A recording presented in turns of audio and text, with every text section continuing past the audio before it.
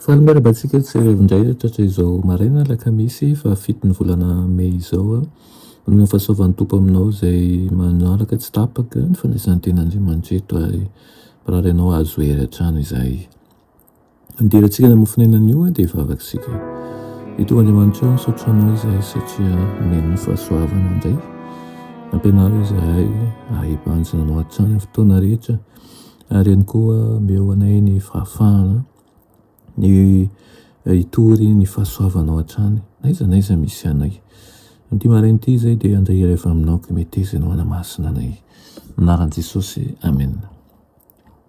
Lohatenin'ny mofonenantsika androany dia manao hoe fihaonana manokana amin'ilay avo indrindra.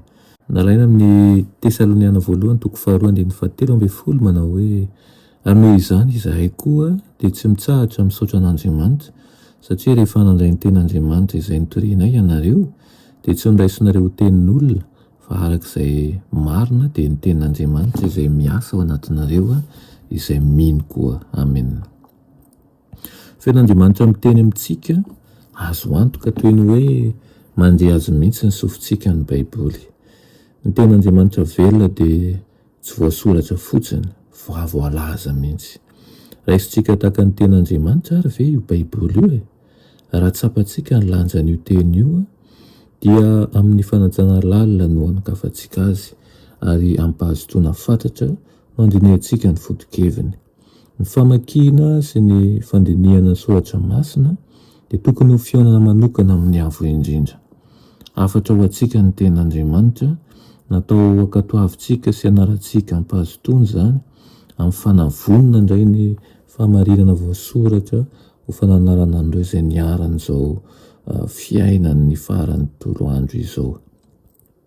Tsy azo atakalo boky hafa izany rehefa manokatra amin'ny Baiboly ianao dia aoka ampitahan'ny fiainanao amin'ny zava-takiny sy hanombana ny toetranao amin'ilay fenitra lehibe ara-pitondran-tena sy fahamarinana. Ny fiainan'i Kristy izay manome fiainana ho an'izao tontolo izao dia ao amin'ny teniny. Ny teniny no nasitrahan'i Jesosy ny aretina sy nandroan'ny demonia. Ny teniny ihany koa no nampitoniana ny ranomasina sy nananganana ny maty ary nijoro vavolombelona ny olona fa nisy hery tamin'ny ireo mpaminany sy ny mpampianatra rehetra ao amin'ny testamenta taloha. Ny Baiboly dia Baiboly manontolo mihitsy dia fanehoanan'i Kristy izay loharan'ny hery ho antsika.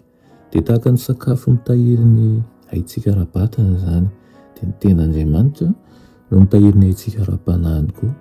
Tahaka ny fihinanantsika sakafo no tsy maintsy andraisantsika ny teny ho famahanana ihany koa ny tenantsika.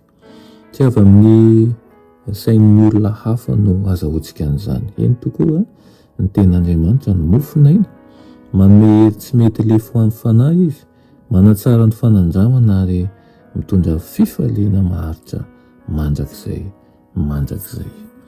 Raha isoara ho hery ho anao ny tenin'ny Tompo ho anao ao amin'ny Baiboly ary ndao hifankazatra amin'ilay tsy toy isika mba hahitantsika ny fitiavana sy ny fahamasinany izay posany amintsika hatrany. Amen. Avaksika saotranao izay ary iray tsara indrindra eo noho ny amin'izany teninao izany. Tao mandrakarivo izay amin'ny alalan'ny fanahinao masina, hanokana fotoana handinika ny teninao ary ihany koa hatsapa fa mitory hamamina izay tsy lany tokoa ny teninao ary azahoanay hery hoentina miatrika ny ady rehetra izao fiainana izao. Amin'ny anaran'i Jesosy. Amen.